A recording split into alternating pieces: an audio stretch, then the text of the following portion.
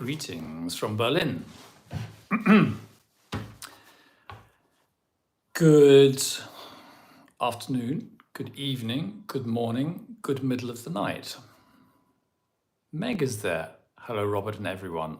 So Meg, I hope it's not some unearthly hour where you are, because last time it was an unearthly hour and you still joined us, I believe.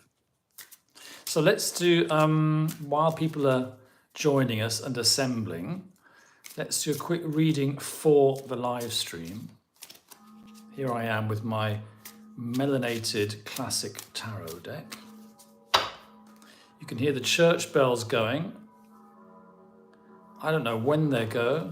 They just go when they feel like it. It's Sunday in Germany. And in Germany, people are very respectful of Sunday. They don't open their shops. They don't go shopping. Good evening, says Red Wing. Oh, Nick is here. Hi, Nick. Faraway Star. Greetings, Robert and everyone. That's nice. Okay. Let's have 3 cards for the live stream. Please give us 3 cards for the live stream.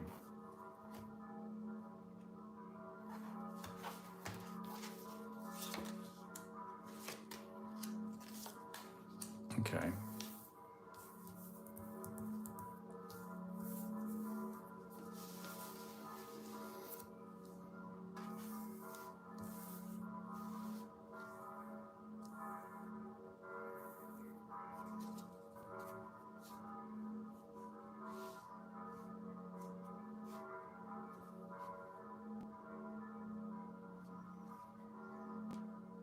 Okay, well, we have some mental disturbance from me today. So you just have to bear with me if I'm any less than brilliant today. Brilliance isn't everything. Tarot is a thing. And actually, I'm here to share tarot tips and to help you to be tarot readers and to spread good vibrations in the world. I'm not here to prove anything. I'm not here to be marvelous and brilliant. So today we have me, you, and the live stream. Me, 8 of Cups. My attention seems to be wandering, or at least maybe I'm being torn in another direction, maybe because I'm in the middle of writing a novel, ladies and gentlemen. In fact, not in the middle, I'm towards the end of it. And I'm obsessed with it. And it's very difficult, you know, when you go heavily into an art project, it's quite difficult to sort of take your brain out of it. But I haven't looked at my novel all through the weekend, so I should be able to think like a normal human being, but maybe I can't. So that'll be fun. You guys, on the other hand, you have the world, so you are complete and marvelous and whole, and you have your heart's desire, and you are the perfect audience. Thank you. And the result is Queen of Swords reversed, which I'm going to read rather, what's the word, severely. Queen of Swords is the cleverest card in the pack. And there seems to be, well, if part of my brain is still writing my novel, that's not a very good recommendation for a clever live stream, is it? So what do we need? What do I need? Oh, that's interesting. A reversed Ace of Swords. And I'm going to take that to mean I'm not even going to try to be clever today. I'm not even going to try to be intellectual and brilliant. Maybe I can just be fun, and maybe I can just be stupid. And maybe we can all just exchange tips. And I will read for you guys if you want me to, because there's no reason why I shouldn't read. But we can just enjoy it in a different way. So let me just check the scroll.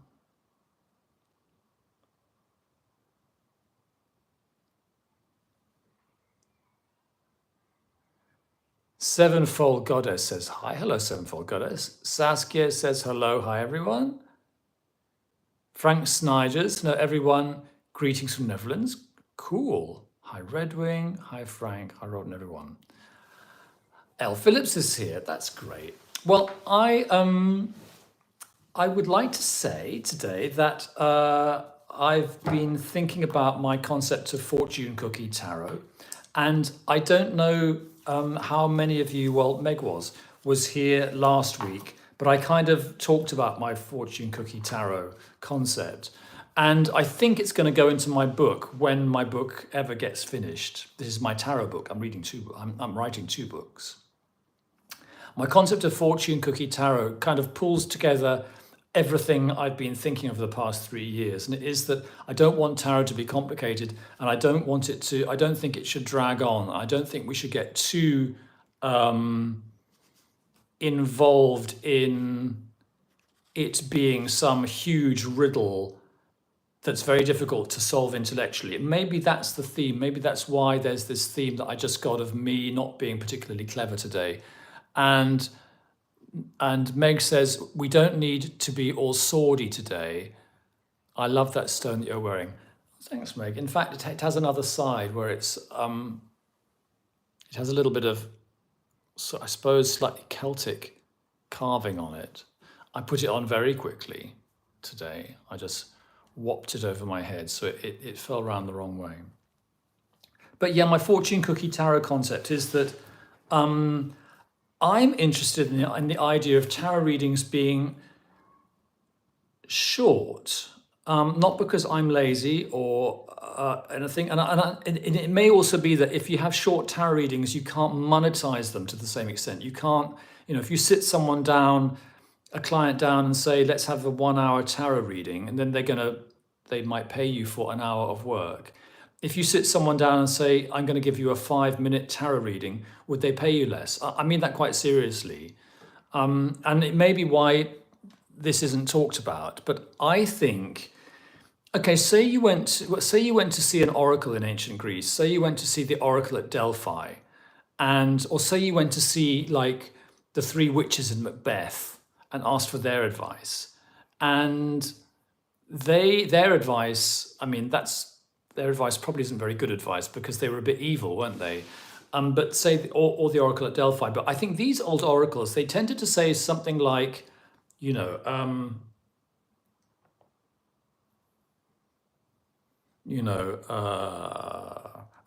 raven flies at night, or something like, re-examine the pond that you are staring into when the moon rises over the dark fir tree. I'm slightly exaggerating, but I think they would have given you a little sort of gnomic message, which might have encapsulated something that you needed to know that day. And I read tarot for myself a fair amount, and I find often that I get something in 5 minutes or even in 5 seconds. And often it's something quite self-contained, and it's a bit like a fortune cookie. And I think that could be enough in terms of getting advice from the other dimensions. And I've written some down here. Some very significant fortune cookie type readings I've got for myself. I got one which was life-changing for me. It said, withdraw from society or take a risk.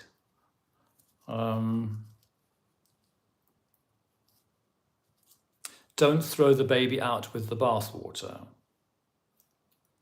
Tend your garden in secret. And on a purely practical level, while we were on holiday, go out and explore Naples with your husband. That's what I was like worrying about the holiday. But I think these messages can be quite short. And I think when we're getting advice from the other side, it doesn't have to be like talking to a therapist for an hour.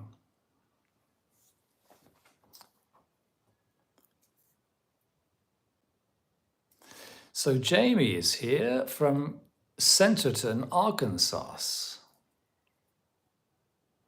I absolutely adore your lessons. Is that Arkansas or Arkansas? I absolutely adore your lessons and the way you teach tarot. I sit religiously with my journal and pencil in hand with every video I can find. Great. Well, and is that Jaime, by the way? Is that how I pronounce your name? Well, Jaime, as I say, I am introducing a concept today. It's called Fortune Cookie Tarot, and it's this gnomic idea. And we could try it today. You know, I am available to give readings.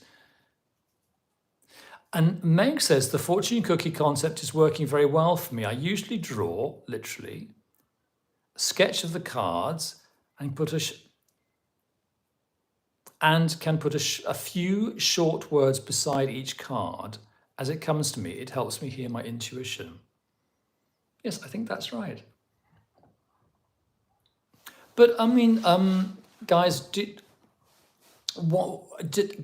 anyone have any reaction to this proposal that I've just made that tarot could be short and sweet? Do you think that tarot consultations should be long or should be short? And I think this is quite a serious question because I think it affects the way we think about the whole subject. And over the years, I've been finding that when I've been reading tarot books and then reviewing them, the ones that have kind of annoyed me have been the ones that see tarot as a very complex, brainy swords sort of thing. And you get the feeling that these writers are giving their clients, their querents, long, in-depth readings. I mean, there are some forgive me, but I might as well have a bête noire. There are some extraordinary passages in Rachel Pollack's book at the end where she talks about having, and you may or may not know that Rachel Pollack's book is a book that I react against, because for me, it's about overcomplication. I find the whole book unclear. And at the end, she talks about doing a consultation with a client. And then she talks about looking at the cards and then looking at which cards are not on the table and talking about the cards which are not on the table, which haven't come out in the reading, which she thinks should have come out in the reading. You know, which cards are missing from your reading. And I find that just extremely extremely overcomplicated. It implies a very sort of ruminative, endlessly complicated way of looking at a spread of cards. And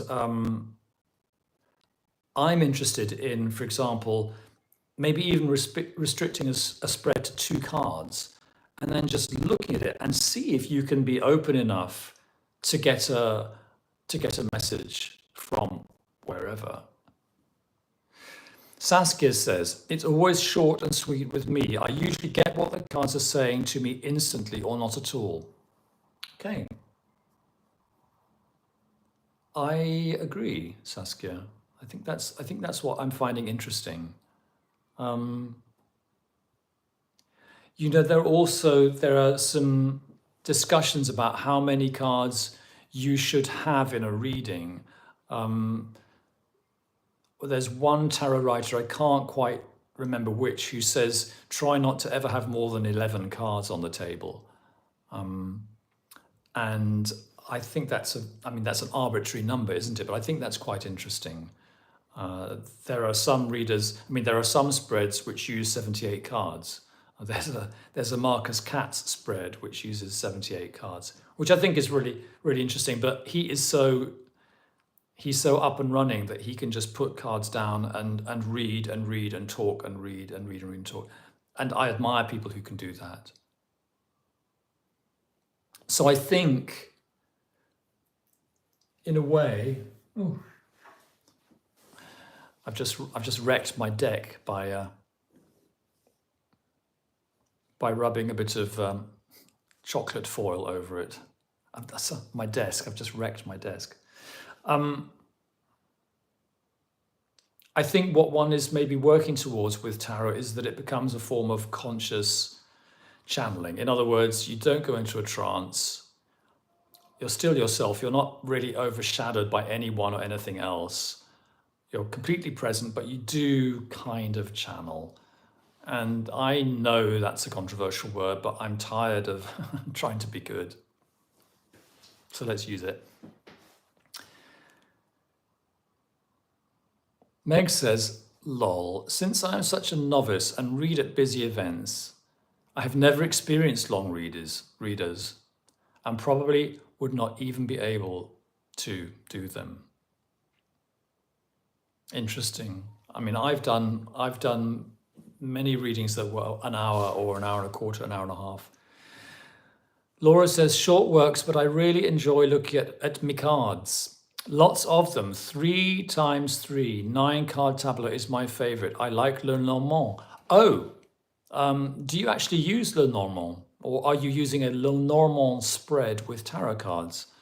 I like Le Normand cards, but I don't use Le Normand cards because my brain can't hold 2 different systems at the same time. It's like, now that I live in Germany, if I try to speak Italian, which I used to be able to speak, or French, which I used to be able to speak, the first half of the sentence comes out in Italian and the second half comes out in German. So that's not very good. So I can't have 2 systems running at the same time. Jaime, and I hope it's Jaime, says, I personally love the idea that tarot can be utilized very lightly, short and sweet. Good. A thumbs up. The idea of very long and intense tarot readings has always intimidated me. I agree. I think maybe it was right for a certain time, and maybe we're moving into a different relationship with tarot now. Angie, I never book an hour. I feel 30 minutes is plenty. Well, guys, maybe this is entirely my problem. Maybe it's me. Maybe I'm the only person who was ever into long readings, and I just need to let go of that. L. Phillips says, Le Normand spread with tarot. Well, that's really interesting. That's really interesting. So it's a 9 card spread. I will look that up. I've read about the 3x3 spread for Le Normand. Yeah. I find too many. Saskia says, I find too many cards confusing as well. Yeah. I mean, I think if you sit down with a client and you start off with maybe one simple reading with 2 or 3 cards, and then you open it up and you start to talk about the issues in detail and you want to go deeper, you can put more cards on the table, and if you get into a flow, it can, again, in that way, it can turn into a kind of conscious channeling, and you can use bigger spreads. I mean, there is a spread with 12 cards, a sort of astrological spread, where each position relates to a house. So you can say, if a card falls in the 3rd position, that card is to do with communication. Or there might be a card for your partner, there might be a card for your career. And I think that's a really useful spread. So, Viviane says, hi, T and Tara. Hello, Viviane. Faraway Star says, I use quite a few cards, but my readings are short and to the point. In other words, I don't equate more cards with longer readings or vice versa. Okay, I think that's really clever as well. So for example, you could put down a 12-card reading and you could just scan it and you could see, oh, there's a blockage in your career, or oh, there's something exciting in your house of partnership. And that could be quite quick. I think maybe I grew up thinking that tarot should be very solemn and long, Oh, Philip, so 3 times 3 creates many 3-card readings within the tableau. Oh, that is very, very interesting. I think I need to do some homework, don't I? And try that 3x3 out. Faraway Star, I use as many cards as I need to answer the question. Absolutely. Have any of you ever seen any of those YouTube tarot readers who just talk while just laying cards down? Card, card, card, card, card. And it's quite a fascinating way of doing it. I don't really think I could do it, but maybe I could try. And so you have this sort of stream of consciousness, this stream of channeling, and the cards go down and they kind of support the channeling in a way. Well, that's nice. Andrea 54 Hector, hello, my spiritual brother and family. Oh, hello.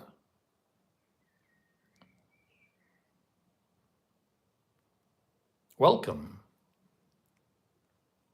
We're talking about long and short readings. Faraway Star says, also, if I use many cards, I don't necessarily read each card. I think that's right. I mean, in a sense, I'm a bit of a, maybe I'm beating myself up. I think I've always felt a slight obligation to try to read every card, which is why I've gone for smaller and smaller spreads over the years, because I don't like the feeling of sort of wasted cards.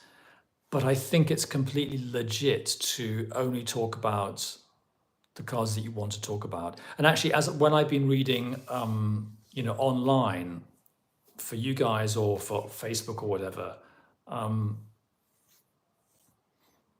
I haven't been able to talk to the client, the querent, face to face and get immediate feedback, and I've put down something like 7 cards. Sometimes I do that. I read 3 or 4 of the cards and just miss out the ones that aren't exactly popping. And I think you can still get the message. I think whoever is talking to us, the spirit guides or whoever, I think they're flexible, aren't they? They just will do what needs to be done to get the message through.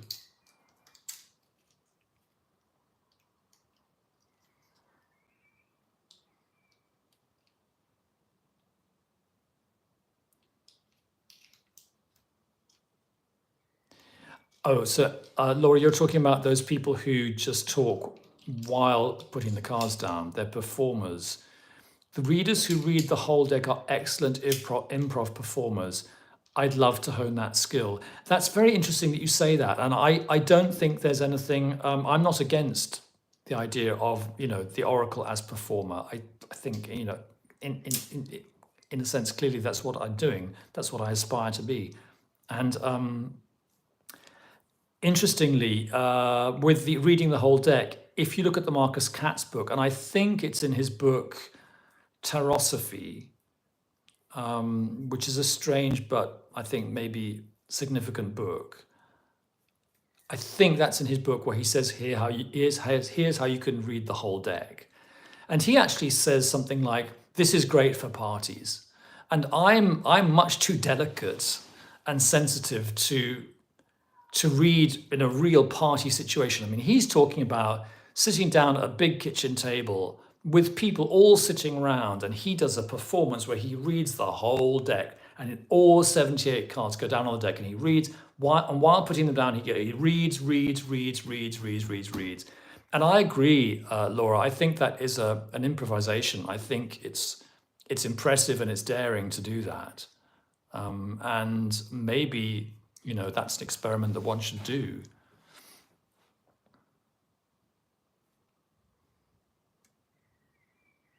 Jaime says, Robert, I have seen tarot readers that do that, but the way you approach is what has drawn me into you. I prefer your way much over theirs. Okay, well, I mean, I think tarot readers come in, different, not exactly flavors, but I think people have different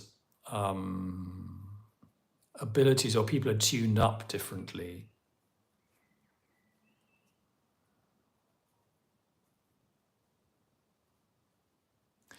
Saskia says, I've seen people do that here, Laura, reading the whole deck very quickly, but not with tarot cards, with playing cards. That's pretty amazing too. I'll have to read Katz's book, Laura says. Yeah, I think it's in Teosophy. I think Teosophy is of his books, it's the most serious book that I've read. It's a bit difficult, not because it's difficult to follow, but because I don't think it's very user-friendly, the way it's been structured. But if you stick with it, there are really, really good things in it. And I think his take on tarot is extremely modern. And even though he's not my favorite writer, I think he's one of the writers who has affected me most, because he's given me this belief in this idea of the oracular moment, that you read tarot and what happens is what happens, and that is the message. And for example, if you make a mistake, or if, like today, you're not feeling very intellectual, that is what needed to be. That every moment is perfect in its way. So I think Marcus Katz is a very interesting thinker. But I hope you'll forgive me for saying so. He's not my favorite writer. That's just the way it is. Oh, Lady Booksmith. I love long readings. They are often a chance to open up and talk to another about what really matters. I think that's true. And I think, I think as one-to-one experiences, they are very nice. And you know what, Lady Booksmith, since the pandemic, I have done few one-to-one readings in the flesh, And I think life has changed, and I think that is in its way also a pity. I've gone to fewer parties. I think maybe life is beginning to normalize. But I think it was in some ways very damaging, wasn't it, the pandemic? And the amount of one-to-one in the flesh readings I do now is quite small. There's much more online work, and it's not quite the same as sitting in a room with a person, is it?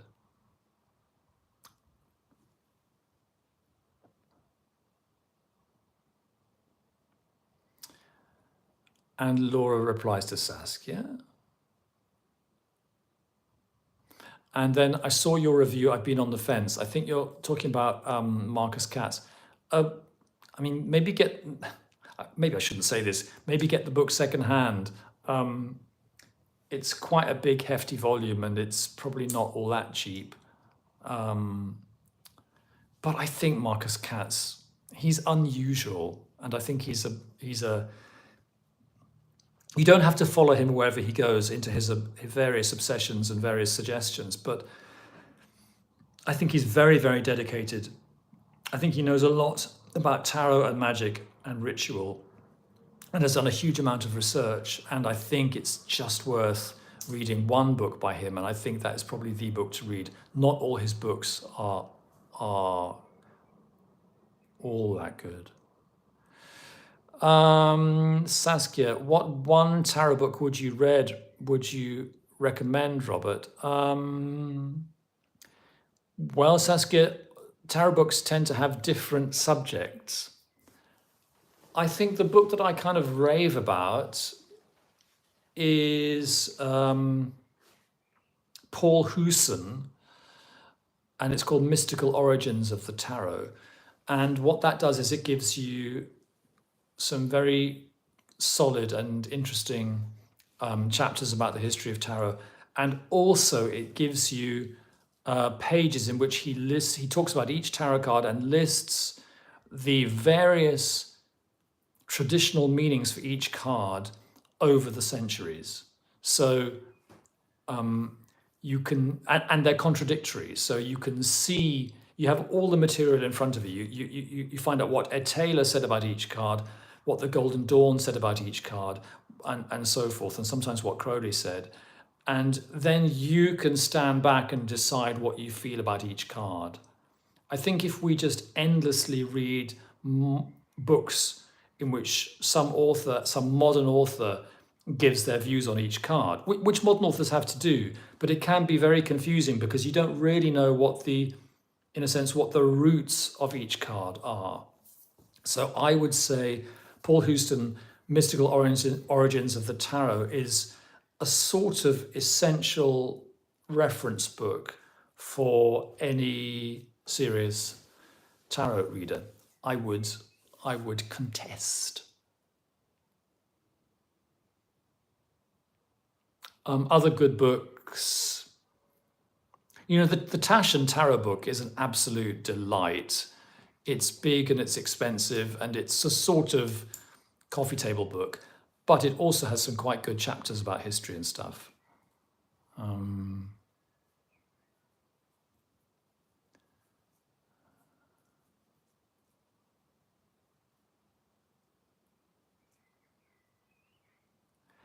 Yeah, let's say Paul Hewson for now. As I explained at the beginning of this live stream, I'm not clever today, am I? My brain is chugging along like an old steam train, just keeping us going. Saskia says, playing cards don't speak to me at all, Laura. I just love the artwork of the tarot. Paul Hewson has some interesting things to say about the court cards in the playing card deck. Lady Booksmith, the pandemic was very damaging. It is only now that I'm beginning to understand how much. True. There are some people who never got their mental health back. And I know some of them. It's very unfortunate. Jaime says, I just ordered Paul Hewson's book that you have recommended in some of your past videos. I can't wait to read it. I hope you like it. It's I've just been raving about it. I think it's a very important book. Ah, and Saskia's talking about Camelia Elias's book on reading with playing cards. Her Read Like the Devil series is worth a look. I've heard about that book. Maybe I'll snaffle it up one day. Meg, the pandemic had benefits too, with so many people stepping back to reevaluate how we are living, giving us a glimpse into our shadow. True. It's only because of the pandemic that I started this channel at all, because I had to do something. And my life as an artist and performer had kind of been closed down. Saskia says, thank you.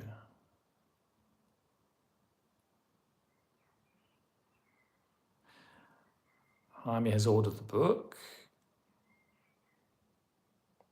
Oh, and Elle Phillips says that she got the book, Hewson book, uses it all the time, more than any other. Good, thumbs up. I think it's a great book. Incidentally, I don't think that Paul Hewson's personal, just to make this more interesting, this conversation, I don't think Paul Hewson's personal suggestions for, he lists all the traditional meanings of each card, and then at the end he says author's suggestion, and then he'll list some meanings that he suggests.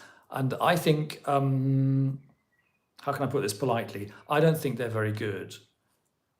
And weirdly, even though Paul Hewson is maybe my favorite tarot writer, I don't,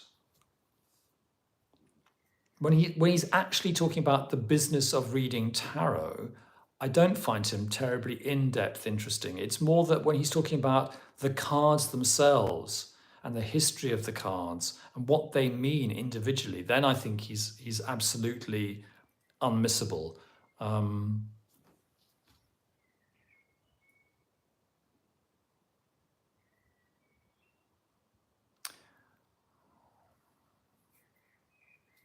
So we're talking about Camelia Ellis's books.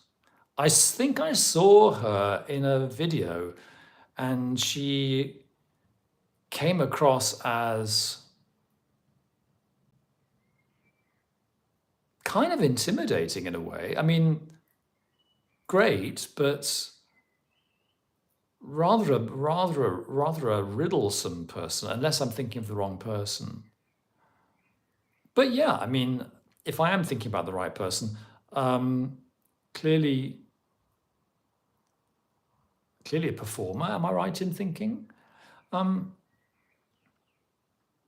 Okay, so Meg says, I have a new book I'm enjoying called Wild Card, by Fiona Lensfeld. It fits with my approach, modern and positive. Oh, let's write it down. Wild card, Fiona Lensfeld,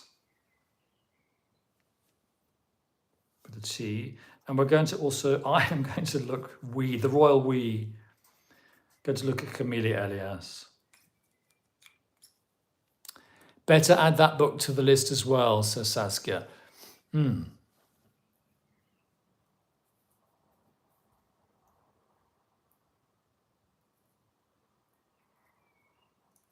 L. Phillips.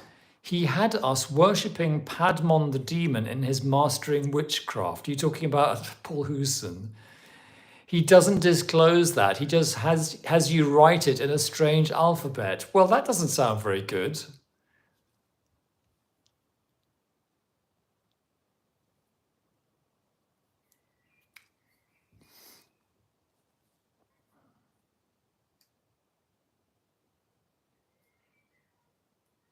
Okay, and Jen Crownley for wildcard.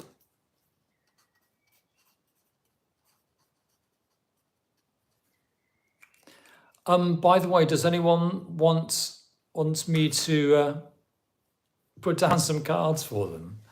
Or if I'm too crazy this evening, you could have one of my anti-depressive cards.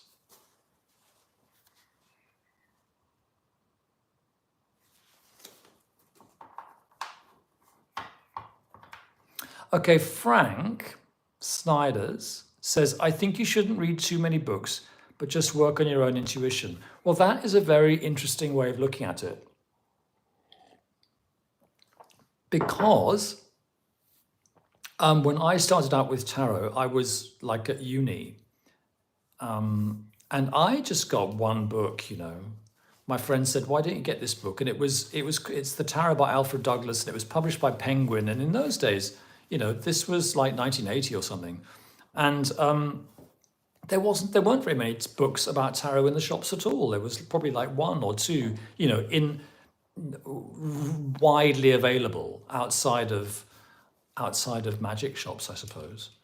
No, there was very little tarot writing. And I used this book by Alfred Douglas for all of my life until the pandemic, until 2020. So I used it for, I don't know, 40 years. And it was fine. And I was perfectly successful as a tarot reader. The reason why I read quite a lot of tarot books now is because I have this channel and because I decided to sort of dive in and make it more of a sort of profession. So I can be a kind of person who gathers and processes information, and in a sense I can provide a service that I can talk about books and I can help people to choose the right book for them. Okay, Angie's asking for a reading. My boyfriend and I are considering breaking up. I would like some clarity on the relationship. Okay.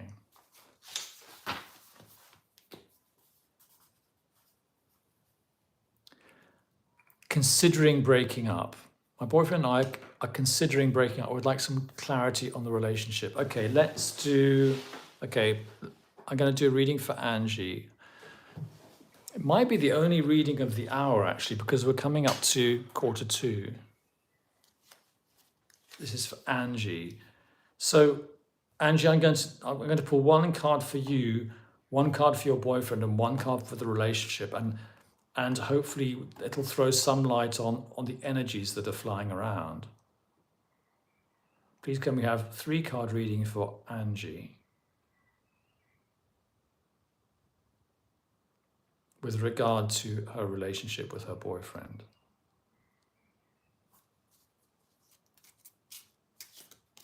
And for the moment, I won't be following the comments and answering. I'll just be concentrating on this.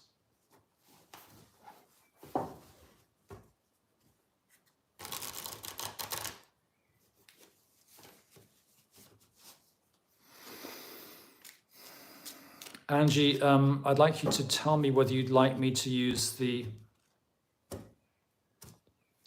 left pile, the middle pile, or the right pile.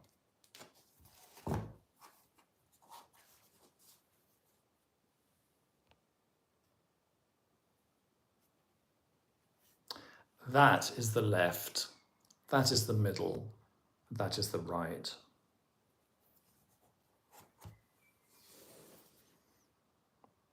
The left, okay.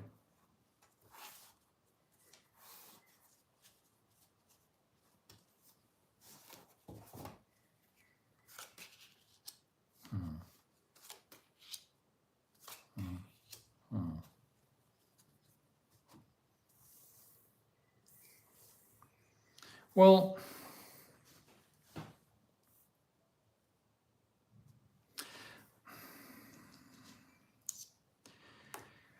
I'll show you the reading and then I'll talk about it.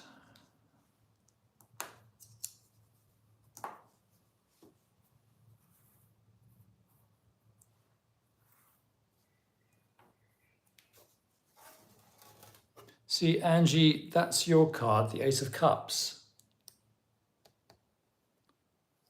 And that's your boyfriend's card, the Five of Pentacles. And that's the relationship, Five of Batons. Now, you don't need to be an expert to know what that means. It's the card of struggle, and struggle that feels like it's going around in a circle and isn't particularly achieving any positive result or forward movement. I'm going to have a look and I'm going to put this down on the table so that I can read it properly.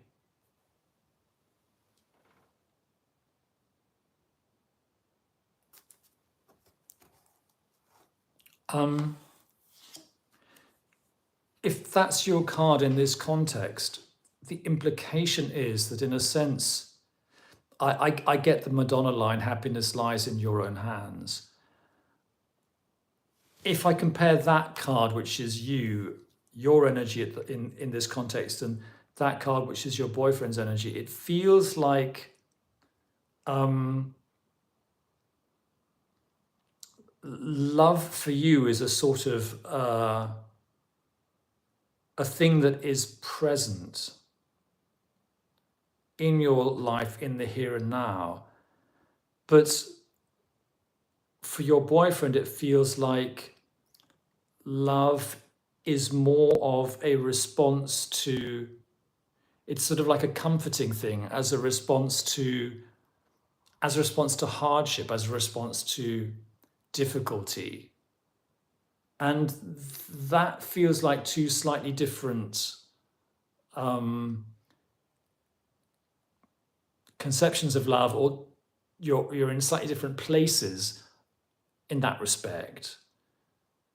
And this is just like add the two together and you get that. You get this struggle without forward movement.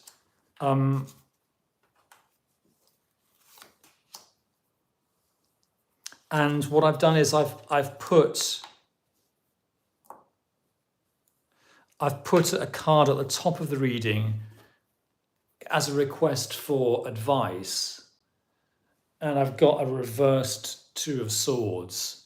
So I think what that means is, in the Two of Swords, the woman is managing to, just hear the words that are coming in mind. The woman is holding it all together. The woman is holding this, is creating peace of a sort between the opposing sides, but it's exhausting and it's difficult and it can't go on forever. So if the advice is that, the advice is to release that, to step out of that role as that person who's holding it together. But again, what I would say is just we could listen to those words that just came out of my mouth, the words that I chose, to step out of that role of that person who is holding it all together. I didn't say I didn't say end the relationship, but I did say step out of the role of the person who's holding it together. So I'm not claiming that I know the answer to all the questions, but I'm just saying the words that the tarot reader uses during the tarot reading are sometimes, interesting in terms of their phrasing and in terms of their imagery. So I'm going to take a deep breath. And that was, what was it? A 6-minute reading. And it was a bit fortune cookie-like, I think. I'm just going to put those cards away and then just clear the energy so that we can go back into the former conversation. And Angie, I hope that was helpful. And we let that reading go.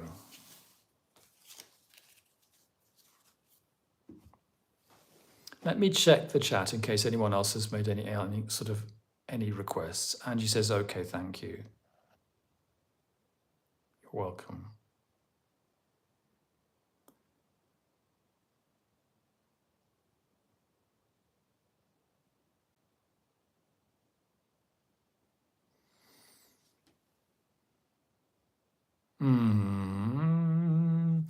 Okay, Jaime, do you have a video where you explain your interpretation of the cards? Yes, I do. I've got 2 videos.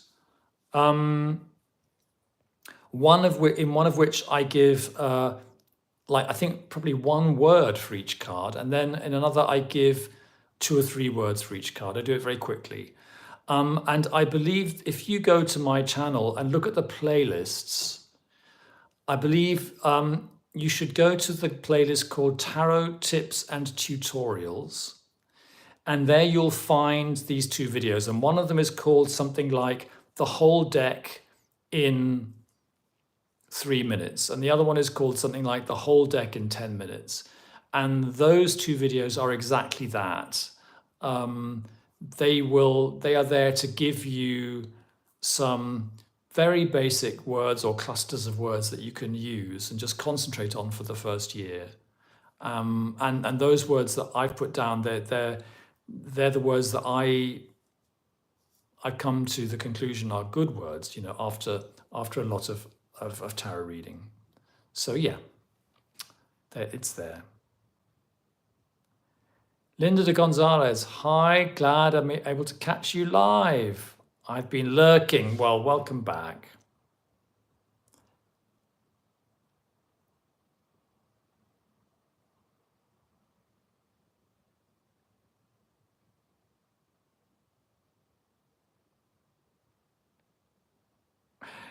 Meg also did a reading for Angie.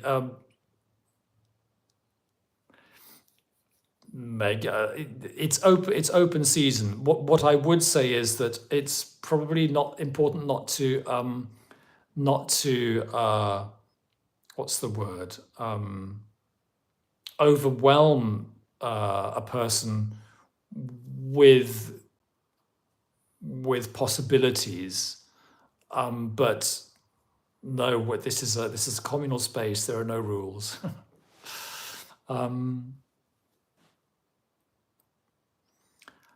Jaime says, thank you, Robert. I will look them up. Good. Enjoy them. And I've also done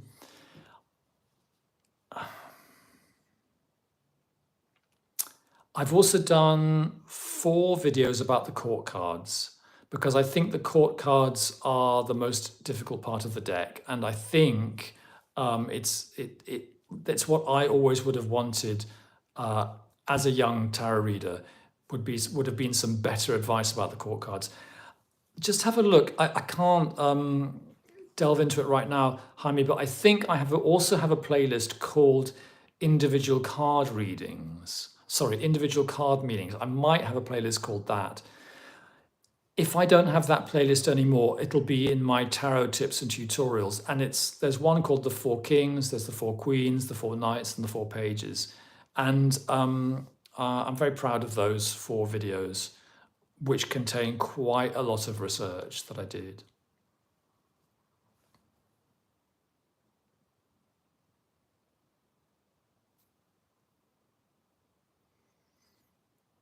Okay, well, we are in the last 10 minutes, ladies and jelly spoons. So I think, yeah, Meg, those, I think isn't it called my keyword video? Isn't it called something like 78 keywords in 3 minutes or something like that? And I think it's in the tarot tips and tutorials playlist. I should know my own content better.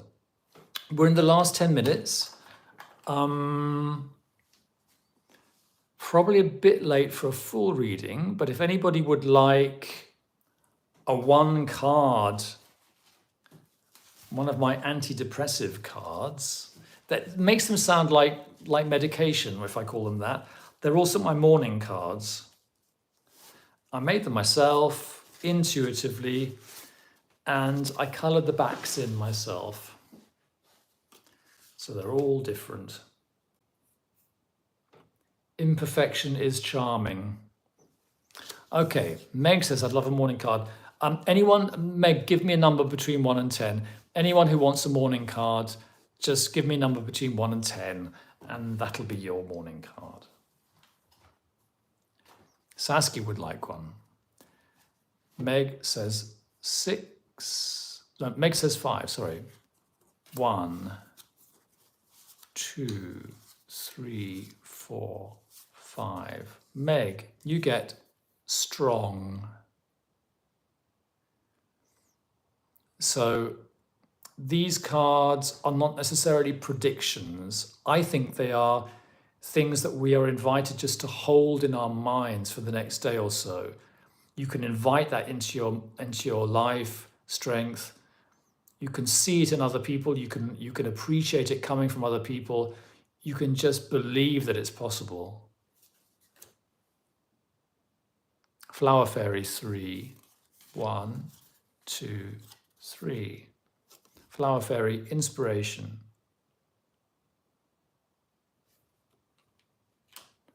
Linda 7.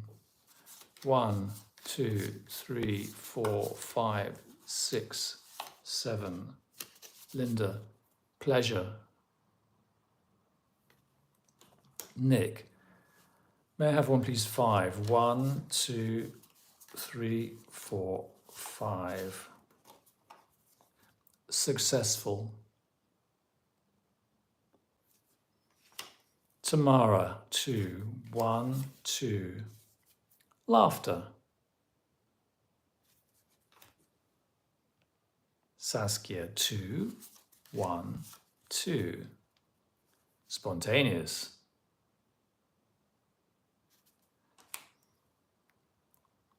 Jaime, do you want to give me a number? Or I could just pull one out. L. Phillips.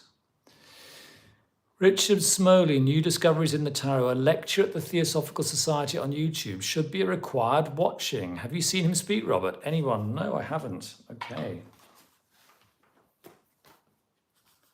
Richard Smoley, New Discoveries in the Tarot.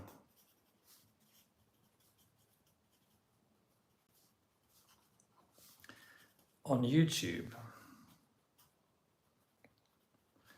Thanks, Laura. Meg says thanks. Linda, thank you, thank you, thank you, thank you. This is so fun, thank you. Jaime, are you still there? Are you going to give me a number? I know that there's a slight delay, isn't there? There's a delay in the whole thing, and then there's also my special, I put us all in slow mode so that you have to wait 15 seconds. Okay, 6. 1, 2, 3, 4, 5, 6. Wise.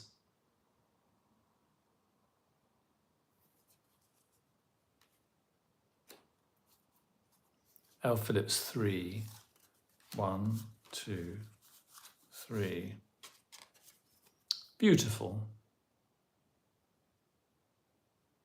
That's nice. Okay, the channels are still open. Oh, faraway stars there. May I have 1, 5, please? 1, 2, 3, 4, 5. A part of things.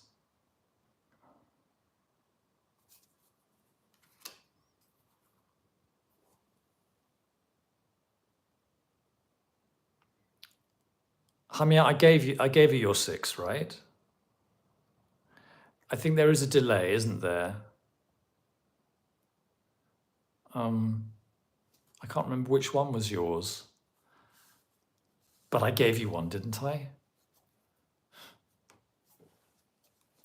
Ladies and gentlemen, there was a classic moment a few months ago when I did a reading, one of these live streams when I was tired, and I speak it to my shame, but I got two people's readings mixed up. But it's the oracular moment, isn't it? It's living in the real world. And there's a writer called Patishi. I've forgotten his first name. Vincent Patishi. And he has a book called Genius of Tarot. I wouldn't really recommend the book. But he's great on YouTube, and he's clearly a very interesting and very kind of established tarot reader.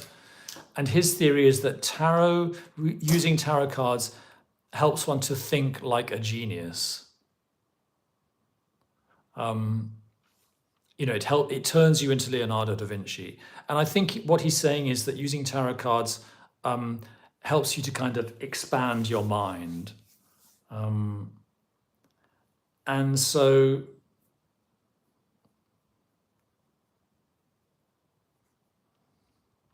that's why, you know, we're all ordinary people, but we can pick up the tarot cards and sort of go a bit turbo. And I find that very interesting.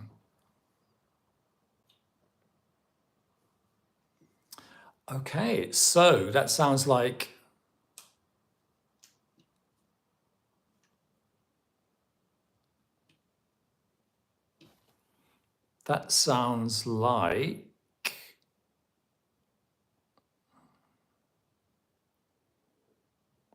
Richard Smoley is an interesting person.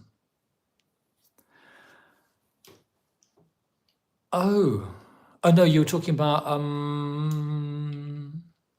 Vincent. Yeah, okay, Flower Fairy. You were talking about Vincent Patishi, and then Faraway Star says he sadly passed away about 10 months ago. Oh, that's a pity. He was a real one-off, wasn't he? Kind of eccentric. And I felt very much part of that old world that I just experienced the tail end of, you know, the hippie world, the high point of the boomer world, you know, the post-war world. And I get the feeling that Vincent Patishi was exactly that. He was, for me, I think he's got this, correct me if I'm wrong, this Italian-American voice. And he reminds me rather of somebody in a Martin Scorsese film, like, you know, a sort of Robert De Niro tarot reader type, quite manly in a way, and quite strong and quite opinionated, but clearly a very, very interesting reader. He was very enthusiastic, yes, I agree, and just a wonderful person to watch. It's 1 minute to the hour. Guys, should we say our goodbyes? And thanks for joining me and allowing me to be unclever this evening and not to have to apologize for it. Meg says, did you get a chance to look at the Piatnik Wien deck? No, I didn't. I'm afraid, forgive me, I have been obsessed with my writing project in this week. And when I wasn't writing, I was kind of like calling the accountant and the health insurance people and hoping that I can pay my bills. So that's on my list. It's on my list, and I will have a look. I look forward to it very much. So that's a strong recommendation, Meg. Then I will look at it. Yeah.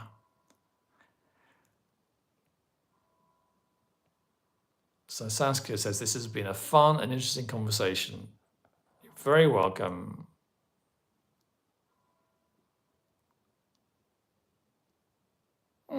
Flower Fairy.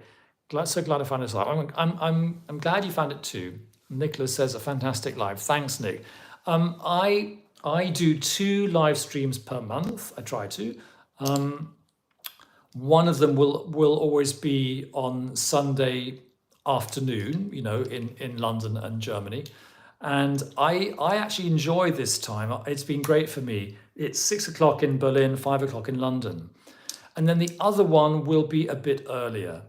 I try to do some really early, like 8 or 9 a.m. in the morning. But on a Sunday morning, that means my brain is even more crap than usual. So I'm tending towards doing, I don't know, maybe 11 a.m., 12 noon on a Sunday morning. And the idea of those is to make it possible for people in the Eastern Hemisphere to catch this, like people in, I don't know, India, Australia, Japan. We do have some friends in Australia, but I just want to vary it a bit. So 2 live streams a month. It's a bit irregular, but I do announce them in advance. I do schedule them in advance. So if you've hit the subscribe and the notifications button, you should be notified. And I will give you anything between 5 days and 2 weeks of notice, depending on how efficient I am. Thank you, everyone. Yeah, and that was it felt like a real club night this evening or this afternoon, didn't it? With lots of people tuning in and joining in. And so thanks for being there, and thanks for giving me an opportunity to try out my latest thoughts about tarot and to bounce them off you guys. Thanks, Arnie. And Meg says, perhaps you can do a Zoom sometime. I think it's on the cards that I would do a Zoom sometime. The only thing that's stopping me is that I'm slightly tech phobic. I mean, I'm not a complete dinosaur, but I'm not terribly up and running with Zoom, and I haven't really worked out how I will do it. But it would be nice. Yes, it would be nice. I mean, if it's manageable. I don't know how many. We have this conversation with us talking to each other, and it feels like a group of 12 people. But it might be that at some times during these lives, there is also an audience. So it might be that there's actually 30 people or 40 people watching at the same time. I don't quite know. So we would have to work out how to do the Zoom, whether it's practical. But if anyone has any ideas about that, just let me know. Okay, guys, dinner time. Bye for now. See you in the next one. Bye.